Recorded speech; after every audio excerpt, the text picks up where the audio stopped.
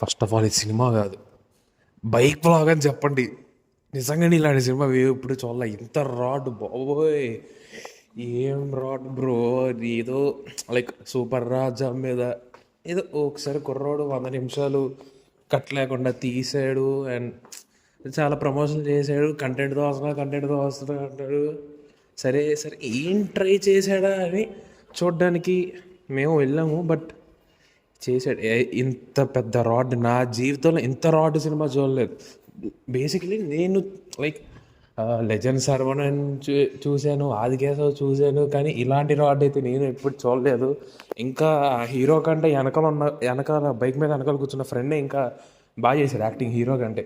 ఎంత lag bro అసలు. Paradise నుంచి రాజీవ్ గాంధీ ఎయిర్పోర్ట్ అన్నాడు, రోడ్ల మీద ఈ చెడ్డ చిరాకు పడ్డ చూసిన వాడికి ఎందుకో లేచి వెళ్ళిపోవాలన్న ఫీలింగ్ వస్తుంది. మళ్ళీ వాళ్ళు మాట్లాడడం కాకుండా బ్యాక్గ్రౌండ్లో ఏదేదో వాయిస్లు వస్తాయి, సంబంధం ఉండదు, సింక్ ఉండదు. ఎందుకు ఎందుకు పెట్టాడు కూడా అర్థం కాదు. ఫస్ట్ ఆఫ్ ఆల్ 5 నిమిషాలకు ఒకసారి మిడిల్ క్లాస్ హీరో సినిమా తీసాడు, హిట్ కొట్టాడు.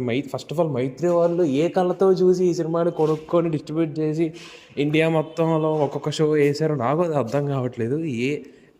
నాకు ఫస్ట్ ఆఫ్ ఆల్ క్వశ్చన్, మైత్రి వాడికి ఎలా ఈ సినిమా చూసి ఇచ్చాడా అని.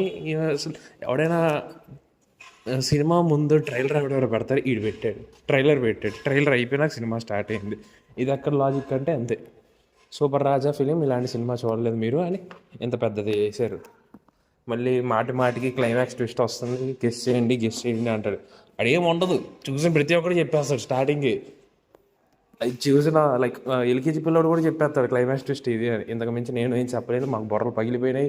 ఇంటర్వెల్ ఉండదు. వాడు ఇంకా లైట్ ఆపేసరికి నాకు మా బ్రోకి ఇలా ప్రాణం లేచి వచ్చిందనమాట. అమ్మయ్య చాలరా బాబు కానీ మనశ్శాంతి ఇచ్చాడని. ఇంతకు మించి మేము ఏం చెప్పలేము. మా వల్ల కాదు ఈ సినిమా గురించి మాట్లాడుకోవడానికి.